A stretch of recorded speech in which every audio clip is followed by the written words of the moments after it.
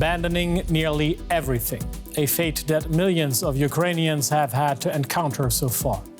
On this show, we meet a filmmaker who managed to flee the war and is now worried, not only about his business, but about the lives of his employees. 60 to 70% are still in Ukraine. Again, some of them are in territorial defense, and some of them are volunteering in Kyiv or in Western Ukraine, helping to move all goods and humanitarian help. And with Ukraine and its vital agricultural areas under attack, we take a look at what the war means for farmers, exporters, and those in the world that rely on the states. Welcome to this special edition of DW Business, Ukraine, an economy under attack. I'm Chris Kober in Berlin. We start the show in Brussels, where it has been a decisive week in the European Union's stance towards Russia. So far, the EU has been united in using far-reaching economic sanctions to try to stop the Kremlin's killings in Ukraine. But the bloc has shied away from targeting Russia's energy sector, as Europe is heavily dependent on it. That has changed now. These pipelines are Russia's lifeline, delivering gas and oil from Siberia to Europe. Russia has earned €1 billion a day by supplying energy to the EU since the start of the war. Ukraine's president has called for a stop to all energy payments to Russia to drain Putin's war chest, a message under consideration at the European Parliament in Strasbourg. The US provides us with at least additional 15 billion cubic meters of LNG gas this year. This gives us the opportunity to replace the Russian LNG this year. Second, for the coming years, we're aiming for at least an additional 50 billion cubic meters annually. This will give us the opportunity to replace at least 1/3 of the Russian pipeline gas arriving in Europe. On Tuesday, Ursula von der Leyen proposed an import ban on coal worth €4 billion a year. Cement, wood, and vodka from Russia are also on the new sanctions list. Half of the EU's imports of lignite and hard coal stem from Russia, which it needs for steel and electricity production. Those supplies would need to come from elsewhere, such as the USA, Colombia, and South Africa. The dependence on Russian gas is similarly high. 45% of the EU's gas comes from Russia. It's far harder to replace than coal. So far, Germany has stood in the way of a complete gas shutoff, claiming the economic impact on Europe would be too high.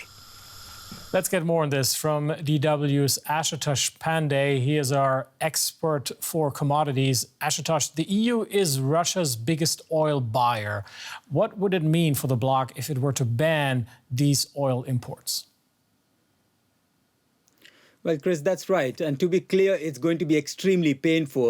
This ban is going to remove straight away 3 to 4 million barrels of oil per day by some estimates. So that's going to be huge. Prices are going to go up. People would have to brace for higher prices at the pump stations, gas stations. And they would actually have to brace for the fact that there would be more inflation, because you know how much of that oil is used for transportation. So the goods price is also going to go up. Companies in the chemical industry are going to suffer a lot. They would be forced to shut down because they are one of the biggest users of oil here in European Union. So it is going to be painful. But having said that, it is still going to be much more manageable than cutting off gas supplies, for the very reason that oil is much more flexible to move around. Europe could look at other countries to buy oil from. It is easier to move around, and you don't really need a huge network of pipelines, actually, as you need in the case of gas. Ashutosh, speaking of flexibility, how difficult would it be trying to find alternatives to Russian oil? Well, Chris, any alternative to the problem would be twofold, actually. One on the supply side and the other on the demand side. So now on the demand side, you will have to encourage people, call on people to cut down their usage. That's actually very important, because even if you go scouting for oil from elsewhere, it would be very difficult to bridge such a huge gap. So yes, encourage people to use public transport, tell them to use oil less than what they were already using. Now, as far as supply is concerned, yes, they will have to first dive into their strategic reserves. You know that OECD has a strategic reserve of 1.5 billion barrels of oil. That is something they could use. Industries could actually look at their own reserves that they have built over the years. So that's one of the things. Then they could actually go scouting for oil elsewhere, through Middle East, look for partners, maybe encourage the diplomatic talk that is going on to bring Iran back to the market. Iranian oil would be a big savior in a situation where there is going to be much lesser oil entering the market. So still major issues to navigate there. Ashutosh, of course, these sanctions are meant to increase pressure on the Kremlin. How much financial pain would such a boycott inflict on Russia's state budget? It's going to be huge for Russia. It is like now Europe is finally saying we mean business as far as these sanctions are concerned. They're not going the whole distance by also banning say gas, but oil is going to be huge. We always talk about how oil and gas industry and oil and gas revenue is the cash cow for Moscow. But in that, oil plays a much larger role. Oil revenues last year were 3 times what Moscow earned from selling gas. So clearly, you can understand that how important oil is. This year, it is projected that Moscow could earn somewhere around $310 billion if it keeps supplying oil and gas, if the buyers continue to keep buying its oil and gas. So you can actually understand if there is an embargo on oil, it's going to be a huge setback for Moscow. Well, Ashutosh, and of course, any business transaction involves at least 2 parties. So who would Russia turn to trying to sell the oil the EU might not want anymore? Yeah, and this is the interesting aspect, because here what is going to do for Moscow is that it is going to actually nullify some of the damage that would be done by this embargo by the European Union, because Russia would try and divert that oil, which it is already doing, selling it on the cheap to countries like India. China is going to be a major destination market for Russia, because understand that Russia is the second biggest supplier of oil to China after Saudi Arabia. And there are all the expectations that Moscow would try to actually upseat Saudi Arabia from that top spot, becoming the biggest seller of oil to China. As far as India is concerned, India would continue to buy oil if it's being given at a discount as much as $35. But in the long run, I don't think so it's going to be a very reliable way of selling Russian oil, because both China and India have actually cultivated this relationship with the Middle Eastern suppliers for decades now, and they wouldn't like to jeopardize that by buying cheap oil, which is only temporarily cheap in the market. So that's one point to look at, and they will also be wary of inviting the ire of the United States. DW's Ashutosh Pandey. Ashutosh, as always, thank you. More than 4 million people have so far fled the war in Ukraine, the United Nations says. Add to that the scores of people that are displaced within the country. And people forced to leave behind family, friends and homes are also abandoning their jobs and what they have worked hard for to achieve. Our next report shows you one man who managed to flee with his family to Berlin and is now across many borders trying to build back what he lost. It's hard to understand what feelings are connected to arriving to Berlin and what feelings are just connected with all the situation, with the war in general. So, yeah, that's why I'm happy. My family is safe, I'm safe, my parents are safe. So, yeah, I'm happy. At the same time, a lot of my friends and, again, my brothers-in-law and my close friends, my colleagues in Ukraine, and so and my country actually is there. So yeah, it's good and bad at the same time, and mood is going like this. Oleksii Zghonik is a film producer from Kyiv, now living in Berlin. He co-owns a filmmaking business which has been decimated by the war. To the business, it is dead for this month. I mean, there is no business. All commercial filming is on hold, and the 30 employees and freelancers have seen their day-to-day lives totally upended. Most of them, like like 60 to 70% are still in Ukraine. Again, some of them are in territorial defense, and some of them are volunteering in Kyiv or in Western Ukraine, helping to move all goods and humanitarian help. But some are still out filming, sometimes teaming up with other filmmakers to get footage out to the world. In general, film community of Ukraine, of Kyiv, and all the people who are there, they like group somehow and trying to do this, all types of volunteer projects. What they can do, they can film, they can document all what's happening on the streets of Kyiv. Since arriving in Berlin, Oleksii Zghonik has been trying to rebuild the business. The 36-year-old has two aims: support colleagues still in Ukraine and provide employment opportunities for Ukrainians who had to flee.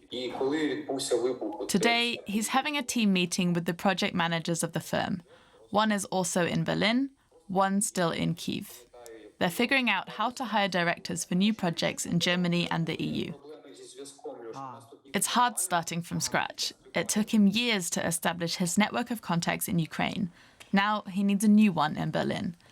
That's why he's meeting today with local producers to try to organize a collaboration. Finding new partners is going to be vital for the firm's survival and retaining the staff.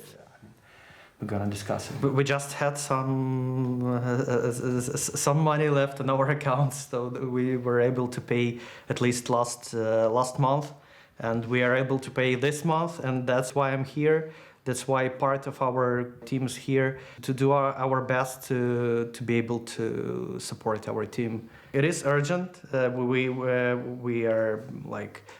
are hoping to get some job like next couple of weeks, at least to get pitches and to be involved, and then we'll see. Oleksii Zghonik was allowed to leave Ukraine because he has 3 children to take care of. A friend of his, award-winning filmmaker Mantas Kvedaravičius, was killed by a Russian rocket this week. Let's talk some more with Oleksii Zghonik, who you just saw in the report. Welcome to the studio, Oleksii. Hello, thank you. You had to flee Ukraine, and as we saw in the report, you could take your children, your wife with you. Give us an idea of what you had to leave behind. Like everything else, all my life. My rest of my family,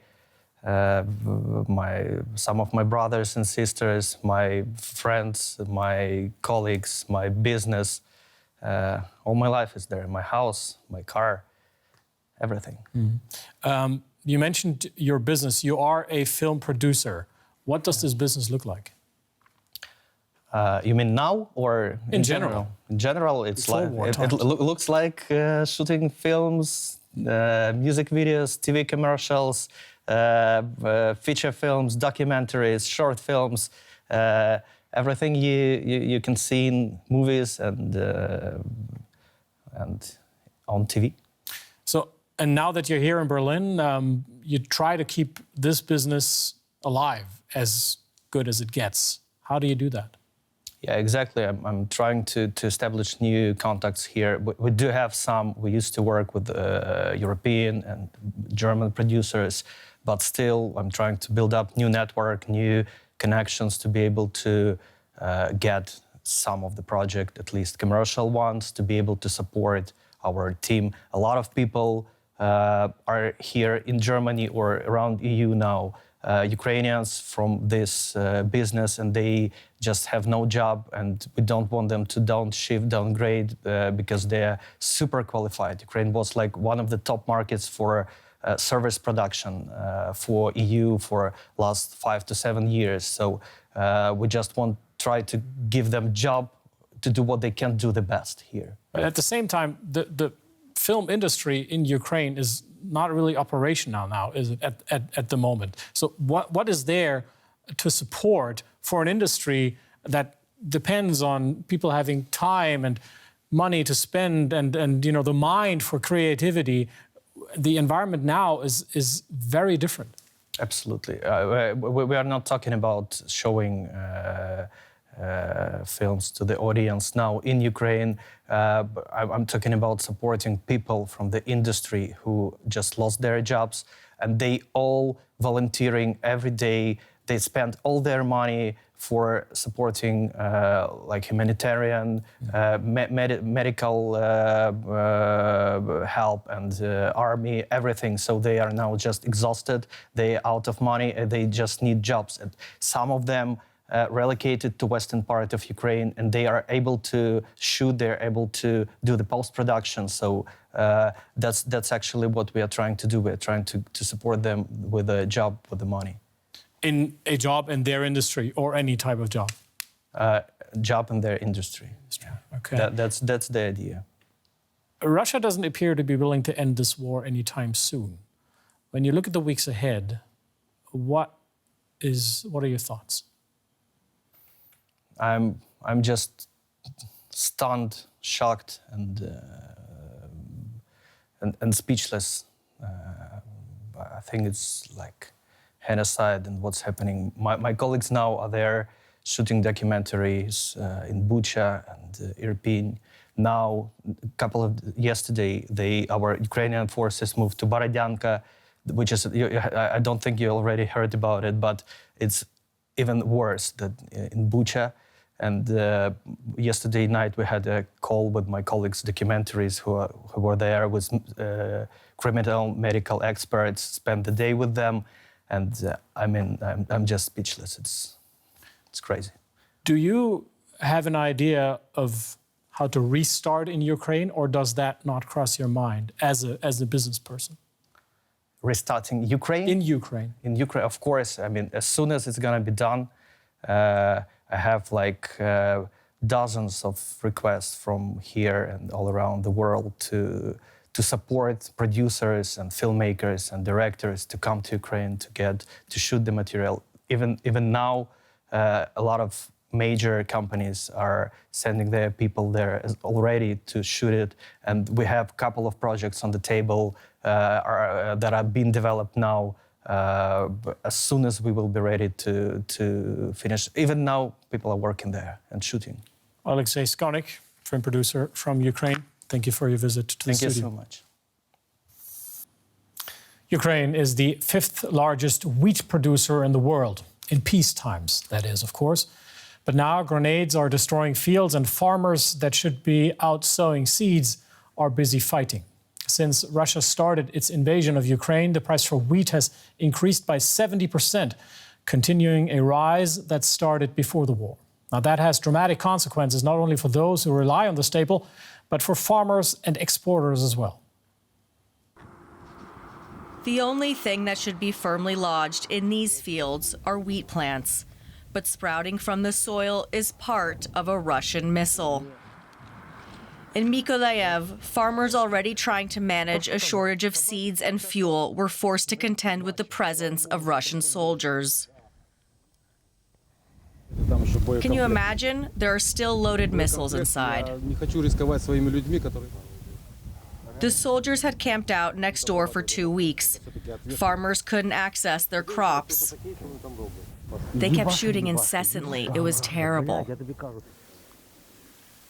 Under these conditions, wheat is becoming harder and harder to produce.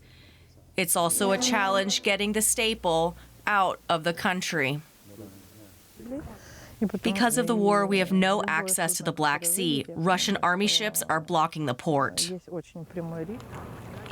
Operations at ports have come to a near complete standstill. And back at the farm, wheat fields are looking more like battlefields. So producing food for the world has become a serious problem for Ukraine. That's why exporting the grains and produce it can is even more important, not only for the people around the globe who depend on it, but also to Ukrainians themselves. Global business can work as an act of defiance. That is one of the main takeaways from the annual Fresh Produce trade show currently underway here in Berlin. Since the Russian invasion, Ukraine's fruit and vegetable exports are important nourishment for the flailing economy. We try to push ourselves as hard as possible, even in these hard times, to work. And many people are ready to do it. Many people want to support Ukraine. We want to keep our economy going. As men have to remain in the Ukraine to fight in the war, women and children are holding the fort at this year's fruit fair in Berlin. Most are currently refugees. The Ukrainian stall is smaller than in past years, but international trade is more important than ever, says Irina Kuchtina, the organizer of the booth. Local purchasing power of people is very low and will be very low during 1-2 years at least, while we will recover our country. So for us, export is a source of income for the country, source of income for the companies, for salaries. Ian Sapelnikov's company, Sem Ecopack, relocated from the war-torn east of the country to the Polish border in the west to stay in business. Keeping up the production means keeping up food and money supplies for Ukrainians. Until we can say that it's safe to work to continue production, we will do this because it's very important for the nation. For Ukrainian producers at this year's fruit fair, the booth carries more than economic value. It is an act of defiance.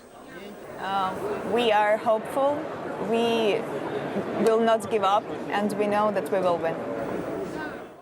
All right, let's take a look now at some of the questions you sent us about the war in Ukraine. And for that, my colleague Cassandra Sund joins me in the studio. Cassandra, we got a question from one user on YouTube calling themselves John Kelly. And he pointed out that Germany has been talking about building LNG terminals with former Chancellor Angela Merkel bringing up the issue back in 2018. He posted specifically on our YouTube channel, "I'm not hearing of any discussion about these terminals. Therefore, I'm assuming that the LNG ports were not built."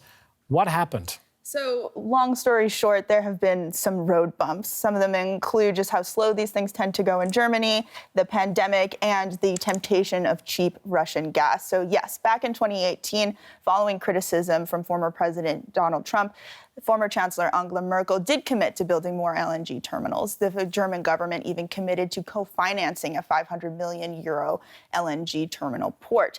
But since then, a lot of these projects have kind of sputtered. One example in 2020, an LNG port just said that they were going to shelve the plan. The utility trying to build this port said they were going to shelve the plan because of a lack of interest from, quote, market players. So things have kind of sputtered out. And part of this is the financial incentives. Why would you invest hundreds of millions of euros into LNG terminal ports when you've already invested hundreds of millions of euros in other projects, including Nord Stream 2? So if you're just looking at the bottom line here, at that time, the incentives were clear. Fast forward to 2022, though, the high of cheap Russian gas has firmly worn off, and we are now very clearly in the hangover period because of the war in Ukraine and the subsequent sanctions. We're in a much, much different place. So after the invasion, directly after the invasion of Ukraine, Chancellor Olaf Scholz said that they were going to resume some of these projects. In total, there are 3 German cities that could be the home for potential LNG ports, and they're all in the kind of the northwestern part of the country, think in the neighborhood of Hamburg. And one that was moving along the permitting process was in Stade. And analysts say that that project could get the green light, could get a building permit in the next few weeks, but best case situation, that would be completed in 2026. Still a far way off. Cassandra, we stay on the topic of energy. There's a second question that came in. The big problem at the moment is the reliance of the EU, especially Germany, on Russian gas, as you pointed out. Another YouTube commenter, Richie, asked us, how is Europe becoming dependent on the United States? A good thing. I don't think anyone wants us to switch from getting nearly half of our liquefied natural gas from one volatile, arguably volatile superpower to another arguably volatile superpower. When you look at the foreign policy coming out of the U.S. between the 3 different administrations, there have been big swings in how they've approached the EU and Germany. So no one's saying, oh, yes, let's put all of Germany's energy eggs into another country's basket. even though this port has been pushed by the Americans, that doesn't mean it would be used exclusively for American liquefied natural gas. It could be used by any of the top exporters from around the world. That includes Qatar, Australia, Malaysia, Nigeria, and maybe even one day in a different world, Russia. And Cassandra, a third question, another concern that popped up in our comment section is the idea of using this crisis as a sign to invest in renewable energies. So YouTuber Matthew Bainham asks, what has been done to massively ramp up renewables?